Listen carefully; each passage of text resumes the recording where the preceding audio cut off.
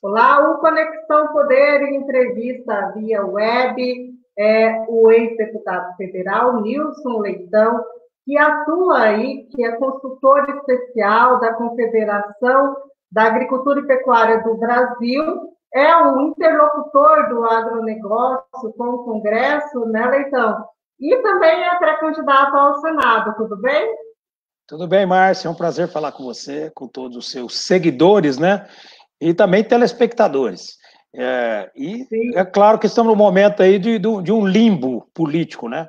A nossa eleição ao Senado foi suspensa devido à pandemia e sem uma data ainda marcada para a eleição. Já passou a convenção, mas ainda não foi registrado a candidatura, ou aceita o registro das candidaturas, mas a eleição está em curso, somente suspensa ainda.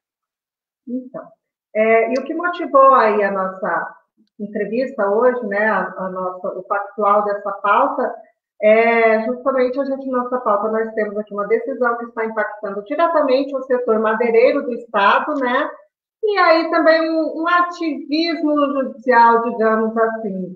Eu gostaria que o senhor começasse comentando essa decisão que veio do Maranhão, que tem impactado diretamente economicamente Mato Grosso. Na verdade, a juíza Jaiza, da Vara Federal de Manaus, ela dá uma liminar a pedido do Ministério Público, suspendendo toda a comercialização, suspendendo o setor de base florestal, mas que atinge também o minério, atinge também a indústria, de forma direta e de forma indireta, alegando que essa comercialização, esse movimento nessas regiões da Amazônia, em 25 cidades especificamente, poderia contaminar aldeias indígenas, ribeirinhos, com a questão do Covid. Ela atenta também, e muito mais forte, em relação ao processo de mercadoria e madeira ilegal. Mas a crítica vem em cima dela justamente quando se trata da forma. Você não pode agir para combater a ilegalidade atingindo os que trabalham na legalidade, os que estão legais. E isso que é, na minha opinião, um ativismo ideológico da juíza, que não é a primeira vez que faz isso, já é um perfil dela fazer tudo isso. Então, suspendeu tudo. Para você ter uma ideia, não consegue funcionar daqui a pouco mais as usinas de etanol de milho no norte do estado, que são as maiores do Brasil aí, e entre as maiores do mundo. Com isso, é claro que deixa de comprar o milho, atinge o produtor. Obviamente, o setor de base florestal acaba pecando. Com isso, não vai girar dinheiro no momento de crise. Já estamos aí vivendo o pior momento que o Brasil podia estar vivendo nos últimos anos e vai chegar em números piores. Então, essa liminar é uma liminar descabida, onde ela não teve o cuidado. Por exemplo, vou citar aqui a cidade de Sinop, que é a chamada minha cidade. Em Sinop não tem aldeia indígena, não tem ribeirinho, não é uma cidade pesqueira de ribeirinhos, onde a pessoa vive da pesca artesanal. Então, é uma suspensão onde não tem ninguém correndo esse perigo, mas lá está suspenso a questão da base florestal, que é uma região de base florestal. Então, esse ativismo é preocupante. O que ocorreu a partir daí? Quem é réu é o IBAMA, o governo reagiu ontem, entrou com uma suspensão de segurança no TRF1, Tribunal Regional Federal, direto para o presidente do tribunal, que por acaso é um mato-grossense, que está lá hoje, né, o Ítalo Mendes, e isso faz com que se ele derrubar a liminar, está resolvido o problema momentaneamente. Se não derrubar, vai para o plenário e vai ficar. Só que ela estendeu o pedido liminar, Márcia, até o fim da pandemia. De acordo com a lei, com a regra do governo federal, do presidente Bolsonaro, a pandemia ela está prevista se encerrar em fevereiro de 2021. Então, imagina o absurdo fechar toda uma região da Amazônia brasileira, de estado como o estado de Mato Grosso, devido a um pedido de uma juíza. Então, aí é claro que é para descompensar, e não tem como dizer que isso não é um ativismo ideológico, onde há um ativismo dentro do judiciário especificamente. Claro que nem todo juiz, a maioria não é assim, a maioria dos desembargadores não é assim, mas há esse ativismo por alguns que atrapalha muito o Brasil. Tem muito preconceito aí na questão do setor madeireiro, né? Mas é importante a gente colocar que o senhor está defendendo aí essas empresas que são legalizadas, que têm todo o manejo credenciado e a cadeia que envolve esse setor, né? Não tem nenhum setor com mais exigência no Brasil do que o setor madeireiro, que da base florestal como um todo e o setor mineral. Não tem licenciamento, georreferenciamento, você tem que ter todo dia uma relação com a área, com o governo na área ambiental, na área de fiscalização, todos os órgãos de controle estão em cima toda hora. Poxa, então eu acho que esse exagero, quando acontece isso, o juiz tem que ter um pouco mais de cuidado quando vai dar uma decisão dessa, e entender, de fato, a situação geográfica, a situação econômica. Nós estamos vivendo um momento atípico da economia brasileira, um momento atípico da saúde, mas esse caso especificamente não é proibido pelo governo federal, por tudo que foi feito dos cuidados da pandemia. Isso não foi uma legislação, não foi uma decisão política, mas está sendo uma decisão jurídica, num momento totalmente inadequado e numa situação inadequada. O senhor comentou aí sobre o ativismo ideológico no judiciário. O senhor acha que isso tem relação também? Porque a gente teve muita polêmica aqui em Mato Grosso ontem, né? Porque teve a Operação Fake News, ela teve busca e apreensão aqui em Mato Grosso, né? Foi até de um empresário aí de Sinop. E também tivemos recentemente pedido de apreensão do celular do presidente. Então, tem tido muita crítica nesse sentido. O senhor acha que se encaixa nisso também? Eu acho que existe. Nós estamos vivendo um momento, quando a crise econômica ela atinge a crise política, e essa crise política começa a acontecer o desentendimento entre os poderes, não é bom para ninguém, não é bom para o Brasil, não é bom para os brasileiros, não é bom para quem governa e não é bom para nenhum dos três poderes. E isso que é algo que tem que ser reorganizado no país. Nós somos um país democrático que escolheu o sistema econômico capitalista, apesar de termos aí uma boa parte do estado de bem-estar social, que é um outro sistema, mas o nosso sistema é de três poderes, foi criado pelo Brasil, foi criado lá em 1730, e nós escolhemos ter uma democracia assentada nos três poderes, que é o judiciário, o legislativo e o executivo. Quando que começa esse ativismo do judiciário? Alguns estudiosos falam que a partir de 93 para cá, ou um pouco mais, 10 anos depois, onde às vezes o judiciário, ele precisava ser provocado, ele era reativo, e passou a ser muito mais propositivo.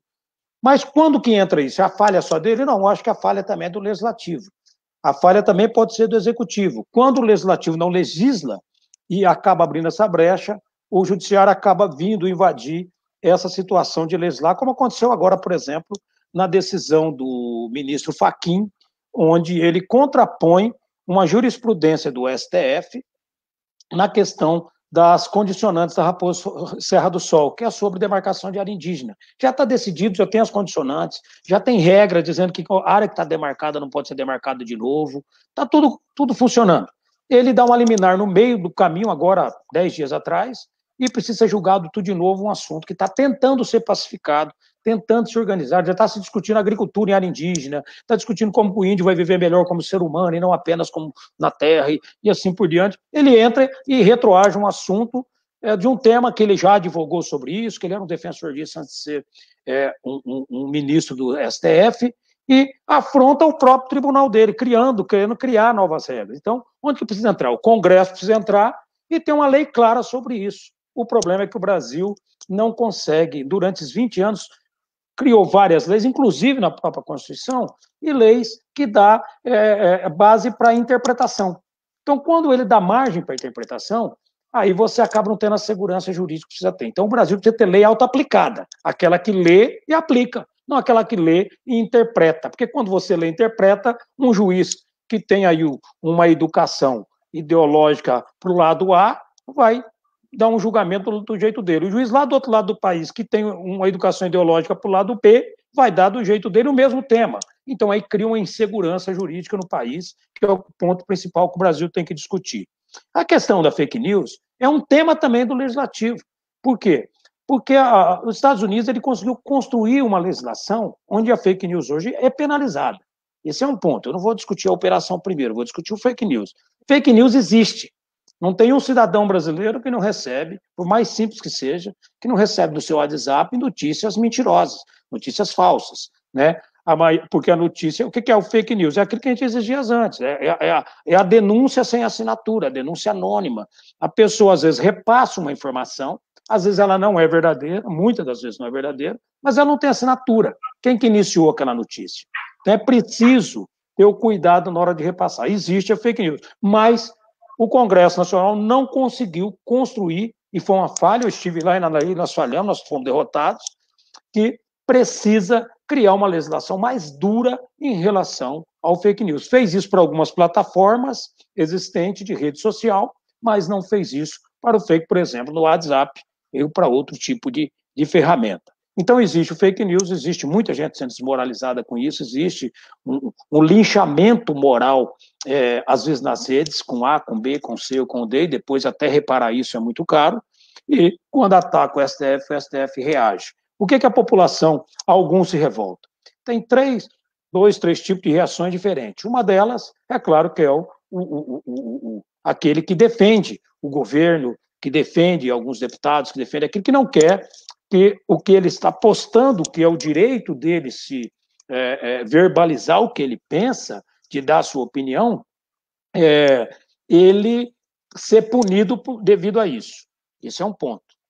Tem o outro que também não quer, porque acha que isso prejudica o presidente da República. Esse também tem suas razões, e é outro ponto. E o outro que reage porque está sendo linchado, que são os ministros do STF, numa guerra que está aí política, ideológica, em que alguns atacam o STF no sentido de querer desmoralizar a corte e desmoralizar o poder. Não estou aqui discutindo juiz de valor, quem que está certo e errado. Estou relatando um fato. Com isso, o STF reage e tem uma CPI da fake news no Congresso Nacional, não tem uma lei que regula isso como deveria regular, então a lei é falha nesse sentido e precisa ser corrigido. A PGR acha que isso não é tão relevante para abrir um inquérito e o Judiciário abre o inquérito. Eu tive até o cuidado de assistir ontem algumas pessoas, juristas, perguntando se tem legitimidade o STF, que é o órgão julgador, de também ser o órgão que vai investigar. Porque o grande problema do Brasil é esse, né? Você tem um órgão que cria a regra para fiscalizar e ele mesmo fiscaliza a regra que ele criou. Aí não te dá o direito de fazer o contraditório. Mas a legitimidade existe, né? O STF ele tem legitimidade para criar esse tipo de inquérito. Só não tem essa normalidade, é um ponto um pouco fora da curva, não é uma rotina, não é um uso-costume conforme foi colocado para cada caso. A investigação vai haver, eu acho que o parênteses que você deu aí, que é gritante, o telefone do presidente, eu acho que aí há um certo exagero, acho que aí tem que ter um certo cuidado, não pode ter essa guerra entre os poderes, eu não concordo, eu não sou, já vou deixar bem claro que eu sou contra, nesse momento, discutir impeachment, discutir derrubada de presidente. Eu acho que não é momento para isso. Mas acho que o Senado Federal pode reagir em relação ao STF, sim, em alguns pontos, que é a casa que pode fazer sobre isso. Há reclamações entre o outro, e existe, sim, um linchamento moral na praça, para todos os lados. Eu acho que o que poderia fazer é descobrir o que é robô e o que não é robô. Aquilo que é feito pelas mãos humanas, e tiver uma assinatura, tiver uma digital, essa pessoa vai responder se caso houve uma acusação, né? Teve gente que ameaçou aí nas redes de bater, de matar, de invadir, aí é um outro caso. Eu, quando fui deputado, era relator da CPI do INCRA e da FUNAI, eu convoquei o presidente de um órgão, de um setor que defende um pequeno produtor, e naquele momento eu convoquei lá porque ele ameaçou invadir casa, congresso, gabinete, matar, bater. Falei, não, aí não, né? Vamos discutir a democracia no diálogo, não na pancadaria, que aí também nós vamos sair um pouco fora daquilo que a gente defende um país. Então precisa ter um pouco cuidado, baixar um pouco os nervos. A operação já aconteceu, já buscou computadores e tudo. O STF vai poder demonstrar se tem razão ou se não tem razão e ficar desmoralizado. O que a gente vê é que está ocorrendo um pandemônio aí político em meio à pandemia, né? É E um aí pandemônio. coloca em risco o sistema da democracia também, né? Porque vira uma guerra, né? Exatamente, porque, na verdade, essa questão desse ativismo que todos falam, porque se um juiz. Eu disse aqui o fato, eu falei quem que é o juiz e o que eu acho que está errado, né? Mas nós não podemos, de jeito nenhum, eu sou contra o fechamento do Congresso, sou contra o fechamento do STF, não adianta querer matar a vaca, tem que matar o carrapato, que está prejudicando a vaca. Nós temos um poder constituído no Brasil. Quando fala virar Venezuela, é exatamente isso, é tirar a força dos poderes e deixar só o forte. Eu quero que o Brasil vá bem. A minha função aqui hoje, profissional, é ajudar o governo a aprovar as mudanças que o Brasil precisa, as reformas que o Brasil precisa. Então, eu quero que vá bem o governo, mas é claro que eu não quero que feche os poderes, não. Eu preciso corrigir, que os poderes se evoluam, melhorem e tenham uma democracia forte, como é a democracia americana e outras democracias no mundo que deram certo. Deputado, o senhor aí como líder do agro e estando aí como interlocutor aí do agro com o Congresso, como que o senhor avalia? A gente estava falando aí de pandemia. O senhor acha que Mato Grosso pode se sair melhor que os outros estados por ter esse diferencial do agronegócio? O Mato Grosso vai ser um dos estados que menos vai sentir, não é que não vai sentir, mas é um dos menos vai sentir a crise no final das contas, exatamente devido ao agro. Porque até há 10, 12 dias atrás, esses números já mudaram, mas até 12 dias atrás, em termos percentuais, a indústria foi o que mais sentiu a crise na pandemia. 43% da indústria já foi atingida pela crise, 43%. No comércio já chegou a 35%. E nos serviços a 30%, números de 12 dias atrás, mais ou menos. 600 mil pequenas e médias, aliás, micro e pequenas empresas já fecharam as portas. Nós vamos chegar aí na casa dos 13 a 14 milhões de desempregados com essa pandemia. A agricultura brasileira, ela conseguiu sobreviver, ela está conseguindo exportar, está conseguindo produzir, porque ela trabalha no campo, não é na cidade, não precisa do transporte, não precisa ter essa contaminação toda, com a tecnologia hoje utilizada. Mas, óbvio que vai sentir o baque, ela faz parte no número de carteira que perdemos de carteira assinada, está chegando aí a 870 mil carteiras assinadas nos últimos dados dessa semana. A agricultura ela representa desde 870 mil, 5 a 6 mil desempregos. Então já está tendo desemprego. É menor? É menor. Mas ainda já está tendo desemprego. E ela vai piorar porque tem outros ingredientes. O ingrediente do dólar, que está muito alto. O dólar alto, a pessoa vende a soja mais alto, mais caro. Alguns estão ganhando dinheiro. Mas quem vendeu a soja, o produtor da vida real já vendeu lá na colheita, lá atrás, vendeu no plantio praticamente, quando começa a plantar já vendeu, porque a maioria do seu plantio é com dinheiro emprestado.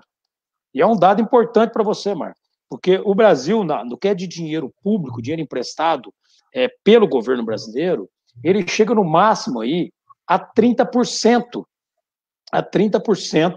do necessário, nem é isso. Porque pega em média 230 bilhões e precisa de quase 700 bilhões para poder financiar o plantio da safra no Brasil. Então, esses 400 e pouco, 500 bilhões que fica, busca no mercado, em trading, principalmente, e a trading empresta o dinheiro com juros em dólar.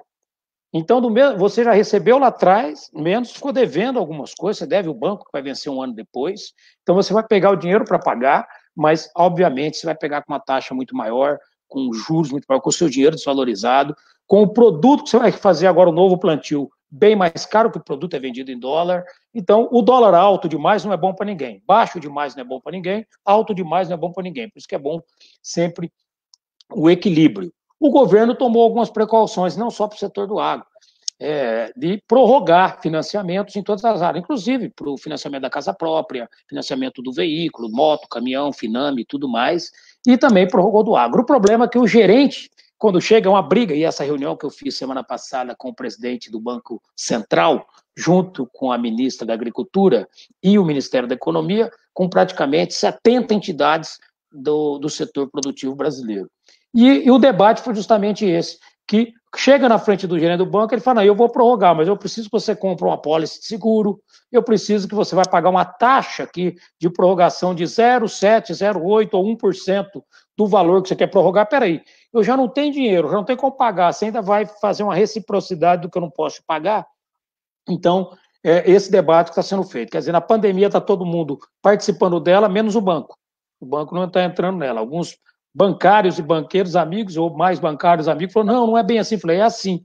O gerente escolhe para quem que está fazendo essa negociação. Então, isso não é bom nesse momento, culpa não é do gerente, mas é do sistema, e é um tema que nós estamos discutindo aqui, Márcia, já emendando aqui, discutimos com o presidente do Banco Central, e segunda-feira vamos discutir com a Câmara Federal, com o presidente da Câmara, Rodrigo Maia, e com os líderes sobre o sistema financeiro do Brasil, banco, e sobre a segurança jurídica do Brasil. Só voltando aí nessa questão do agro, para a gente explicar melhor, que tem muita gente que critica, mas a gente não come algodão, não come soja e tal, mas o agro está colocando que movimenta aí diversas cadeias, né? O que sai daqui, o investimento feito aqui. Tem que pensar, Márcia, que o agro tem andares como tem em qualquer lugar. Você tem o comerciante, que é ele e a família dele trabalhando, você tem o comerciante que tem 1.000 empregados, não é isso? Você tem o comerciante que tem 30 empregados. Então, o agro é igual, você tem lá o agricultor, que tem ele e a família trabalhando, produz o alface, o leite, o queijo, tem que ser cuidado dele, com muito cuidado dele, ele gira, é o maior potencial do Brasil, precisa investir muito. O agro tem que realmente ainda se equilibrar na justiça social, de 5,5 milhões de propriedades rurais no Brasil, 84% da riqueza está na mão só de 10%, então está certo, precisa redistribuir essa renda, dar oportunidade para os demais ganhar dinheiro.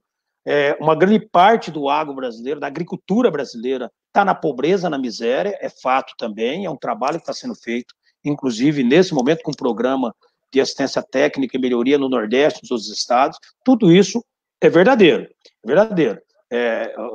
Programas para poder prorrogar dívida, melhorar, capacitar para poder girar esse dinheiro no Estado, precisa fazer. Os municípios que vivem do agronegócio têm o IDH acima da média brasileira, têm uma qualidade de educação melhor, têm mais dinheiro para poder investir na saúde, têm uma qualidade de vida melhor. O agro repercute no comércio, no sistema de serviços, em todos os lugares. Por um outro lado, também não pode ter superproteção. O que acontecia até agora? No governo do PT, principalmente, a maioria do dinheiro de fundos do governo, como o FCO e outros, ficaram na mão de meia dúzia de 4 tubarões aí. Aí não dá. Como agora estão entrando com projeto para buscar financiamento para o setor, por exemplo, do algodão. Não, tem que discutir o setor como um todo. Aí eu faço essa consultoria para o setor, mas não dá para ficar trabalhando isolado para salvar meia dúzia.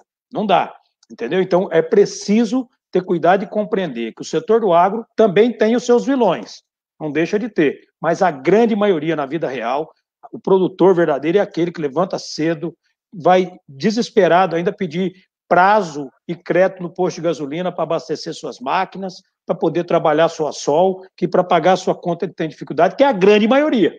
É esse aí que nós temos que olhar para ele com mais cuidado, e esse momento de crise, o governo tem que olhar para esse que precisa de socorro, não o bilionário que não quer abrir mão de vender talvez um avião ou vender o seu patrimônio. Eu defendo o agro, eu defendo o Brasil, mas precisa ter justiça aí no meio e equilíbrio nesse sentido.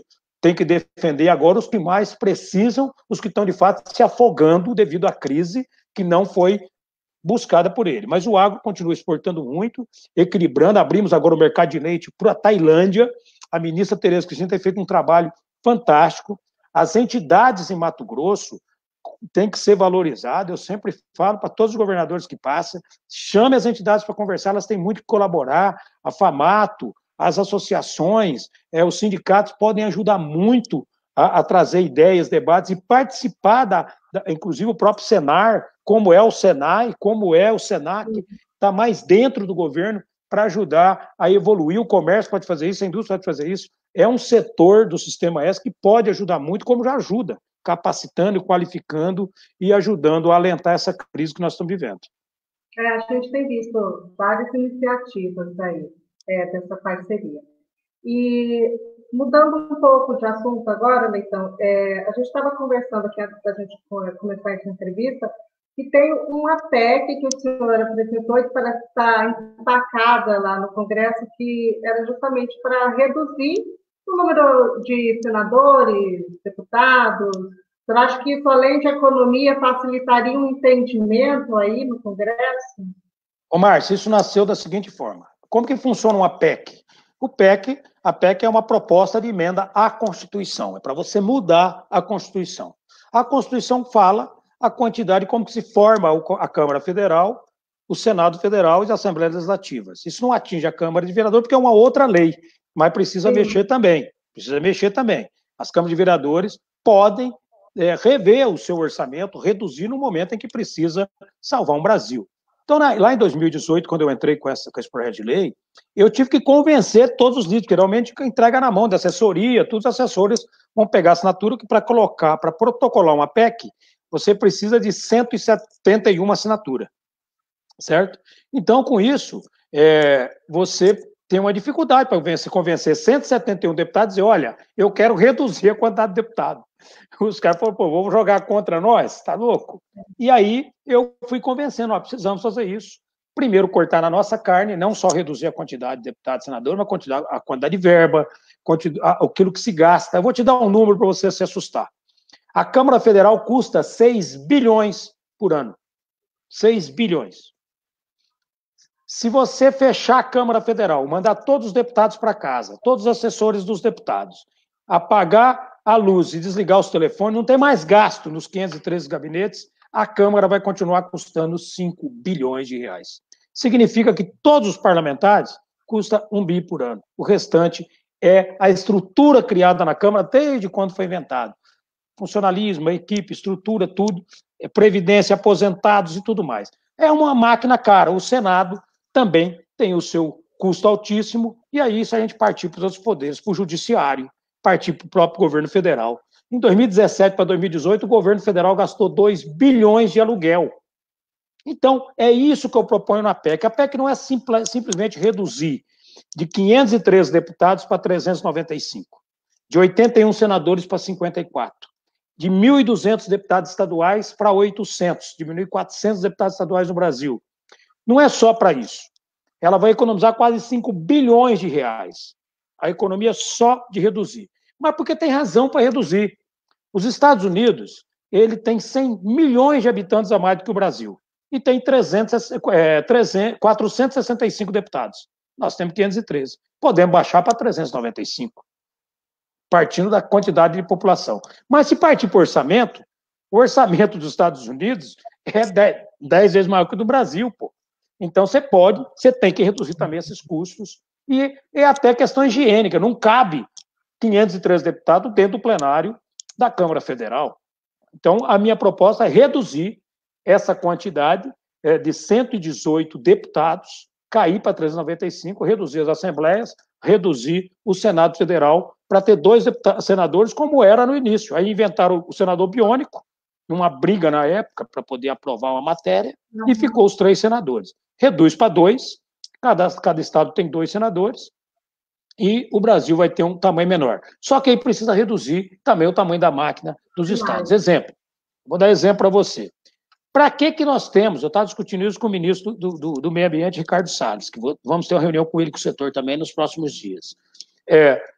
Por que tem o IBAMA em Mato Grosso, a SEMA e as secretarias municipais? Porque a legislação regra isso, cada um tem o seu poder, cada um tem as suas obrigações, então não dá para não ter. Dá para ter tudo no local só, para que o contribuinte possa chegar lá naquele prédio e tratar da questão ambiental da propriedade dele. É num lugar só. Está lá o representante do IBAMA, e depois, é claro, o Congresso mudar a regra que está aqui. Os estados podem tomar conta da questão ambiental no seu estado, fiscalizado pelo governo federal. Mas não precisa ter um aparato.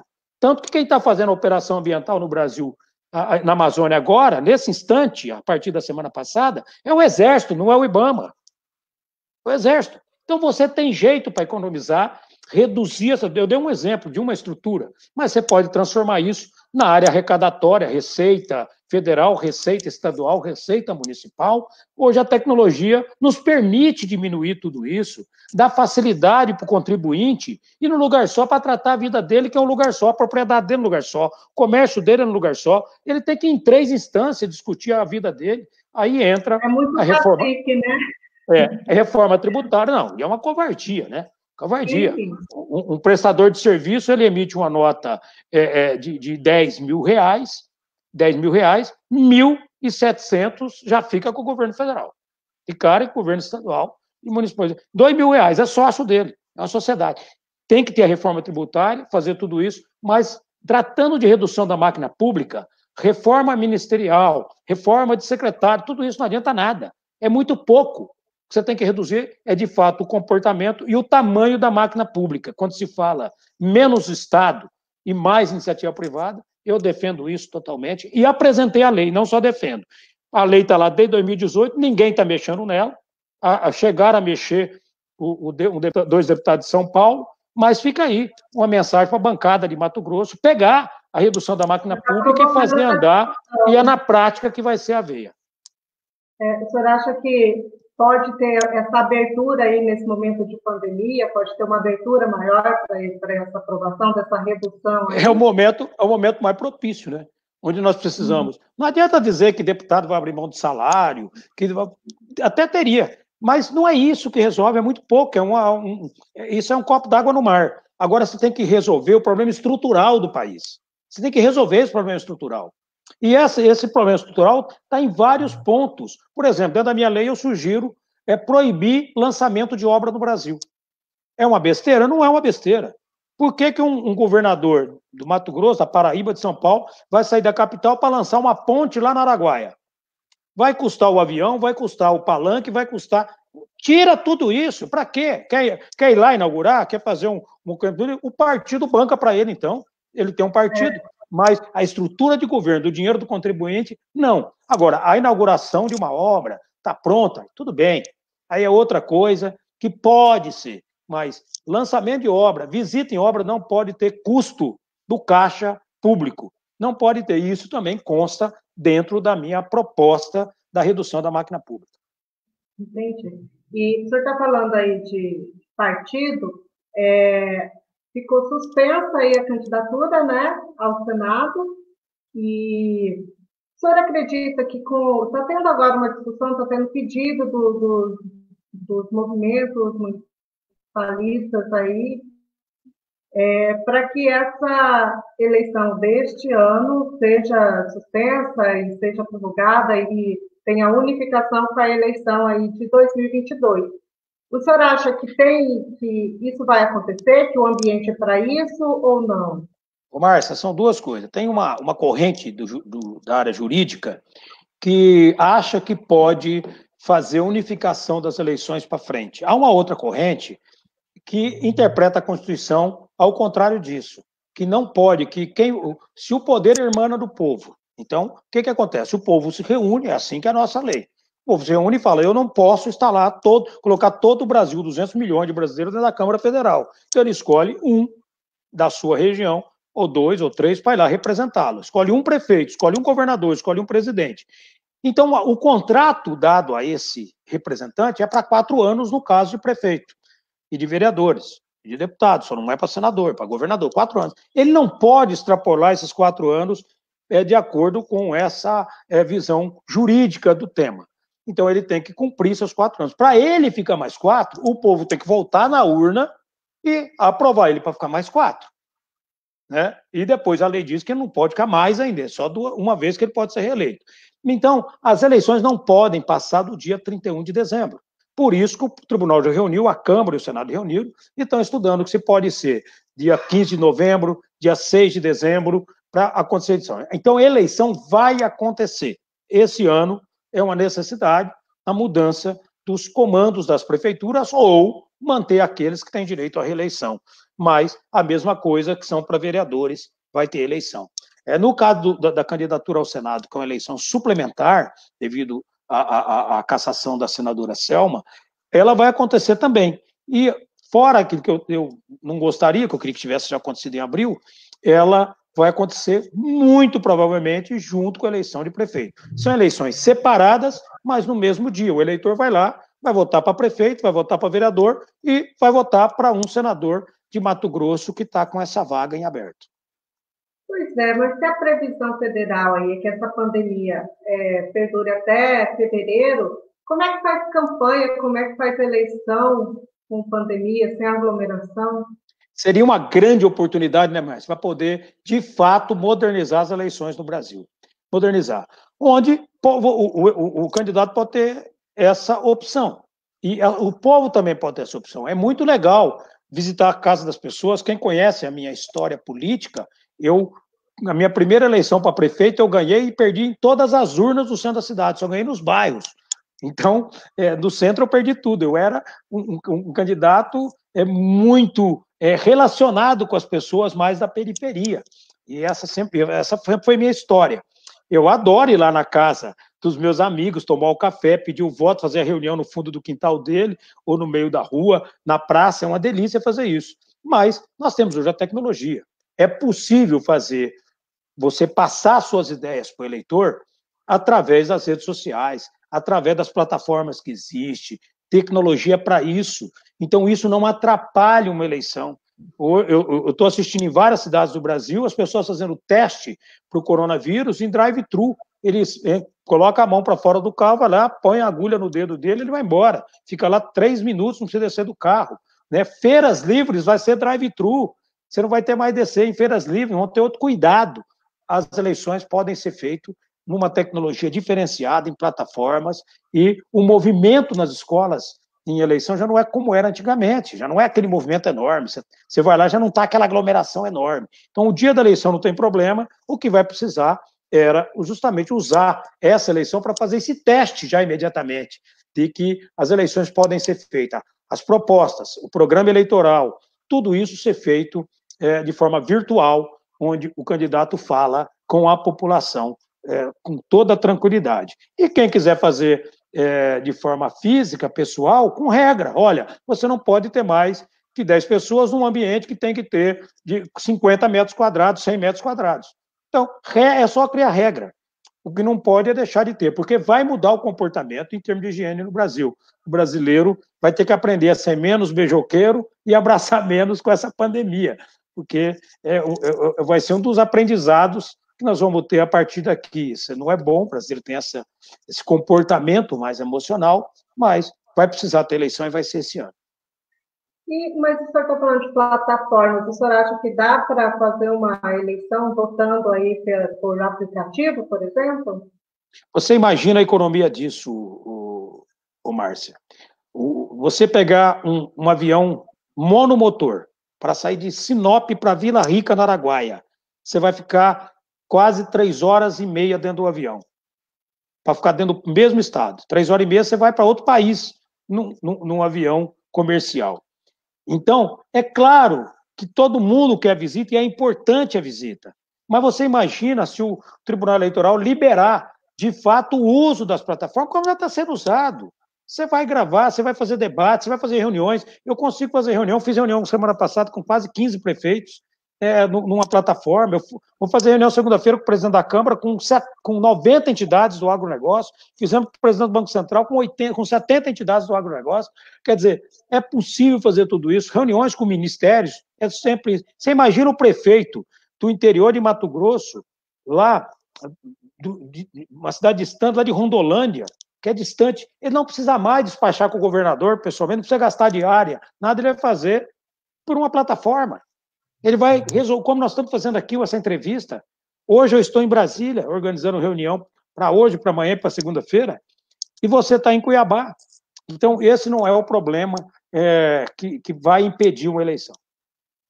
Eu acho que tem abertura nessa pandemia para mudar esse sistema? Eu acho que tem, basta uma autorização. do próprio governo e no dia da votação, os cuidados que tem que ter. Os cuidados que tem que ter. Você pode abrir dentro da situação uma urna para pessoas que está dentro do risco, né, para poder votar em drive-thru. Vai ser levado dentro do carro, a urna vai estar ali fora da escola, com uma equipe dentro da tenda, ele vai esticar a mão, vai votar e vai embora. Não tem nenhum problema, vai apresentar o documento, ninguém vai pegar na mão de ninguém, e a própria tecla dessa urna que vai ser, aí você vai colocar, vai usar plástico, luva, jeito tem. Se quiser trabalhar, tem. Como se diz, se quer, acha jeito, se não quer, acha desculpa. Vamos acompanhar, então, como é que fica essa novela da eleição desse ano, porque já virou uma novela, né? O que não pode na democracia, Márcia, é você manter pessoas em mandato de forma ilegítima, aquela que o povo não escolheu. Eleição, na democracia, na legislação brasileira, é diferente de concurso público. Você passou em primeiro lugar no concurso público, eu passei em segundo. Você decidiu não assumir, assume eu. É diferente na eleição, porque o povo que elegeu você, e não eu. Então, você não pode assumir aquele cargo devido a uma questão de crise. Então, eu só posso assumir se o povo me eleger. Eu não estou senador por 2018 porque eu não me elegi. Eu tive 330 mil votos e precisava fazer pelo menos 490 mil. Então, eu não me elegi. Essa é a situação. Então, elegeu quem está lá. Quem não elegeu tem que ir para a urna e o povo decidir, porque o político, ele é um representante desse povo e é dessa maioria, não é representante de minoria. Por isso que é uma democracia. Certo. Obrigada pela sua participação, pela sua entrevista, Leitão. A gente discutiu aqui temas polêmicos, né? Quero agradecer e deixar o espaço aberto aí para suas considerações finais. Márcia, eu quero que falar de um tema em 2 minutos que eu queria que você fosse protagonista nisso, junto com a Conexão aí, com o André, com todo mundo e com toda a imprensa de Mato Grosso. Chama-se conectividade. Nós estamos falando aqui de fake news, nós estamos falando de internet, nós estamos falando de plataforma, mas quase 30% dos brasileiros não têm acesso à internet. Quando foi feita a concessão para a telefonia, as empresas de telefonia, que depois veio também com a internet, só atenderam a área urbana de cada estado. E os rincões, os distritos, as propriedades rurais ficaram sem internet. Só tem quem tem dinheiro para montar lá, que são os grandes proprietários rurais. Então, esse é um debate, principalmente pós-pandemia, em que o Brasil vai ser um novo Brasil, o mundo vai ser um novo mundo, em que a tecnologia e que a internet não vai ser algo, não vai ser luxo, vai ser necessidade, como era a energia quando não tínhamos. Não era luxo, é necessidade. Quem não tem internet está no escuro, está num apagão. A coisa é tão boa onde vai ter internet, que eu fui procurado pelo Facebook há 3 semanas atrás, na Confederação Nacional da Agricultura, oferecendo uma parceria com a Confederação da Agricultura para montar uma plataforma para que o pequeno produtor, o feirante, aquele que leva o leite, o queijo, o ovo, o alface, poder vender o seu produto através da plataforma. A CNA já tem essa plataforma e o sitiante ele pode vender. Você quer o queijo fresco, quer o leite, quer a verdura, você não precisa mais ir ao mercado. Você vai entrar na plataforma lá do seu José, que vende, ele vai vender, você vai passar seu cartão lá automaticamente, num programa normal, e ele vai entregar, e pode entrar o delivery, que pode ser o motoboy, vai gerar mais emprego, vai lá buscar o alface lá no sítio daquela pessoa e levar na sua casa. Então, isso tudo precisa de internet. Então, a conectividade, a pressão da Assembleia Legislativa, o governo, colocar a estrutura para isso. Alguns governadores do tempo passado, acho que foi o governador de Minas, ele abriu mão de arrecadar o ICMS da comunicação e, com esse dinheiro, investiu em torres e expansão de telefonia e também de internet. É importante colocar isso como prioridade. Conectividade hoje não é luxo, não é para assistir programa de TV ou pelo menos para entrar e ficar brincando no WhatsApp. Não, é uma necessidade para a economia e também para a saúde. Hoje você já pode fazer uma consulta da sua casa. Você imagina uma pessoa idosa na área rural poder ligar para médico ou para o médico dele e ter uma consulta da sua garganta ou da sua dor de estômago, claro, para uma grande parte da doença que ele vai deixar de ter um movimento na rua, que é a nossa telemedicina. Então, fica aí a deixa, e é uma luta que eu também vou ter, que também já estamos tendo, vamos ter um debate sobre isso hoje à tarde ainda na CNA, para poder discutir conectividade. Então, muito obrigado aí, Deus abençoe vocês e sempre aberto aí. É o novo normal, né? É o novo normal, novo normal. Trabalhar pelo novo normal. Tá certo. Obrigada, então, ao senhor e aos nossos internautas que nos acompanharam até agora. E peço para que os nossos internautas continuem acompanhando as lives aqui do Conexão Poder. Obrigada. Eu que agradeço. Obrigada. Foram 45 minutos de muita alegria para mim. Muito obrigado pela oportunidade. Tá certo. Até a próxima. Até a próxima. Fiquem com Deus aí. E se cuidem, hein? Máscara. Tá? Tô sem máscara, eu tô em casa aqui, mas usa máscara. A minha tá aqui do lado. Obrigada. Tchau, tchau. É joia.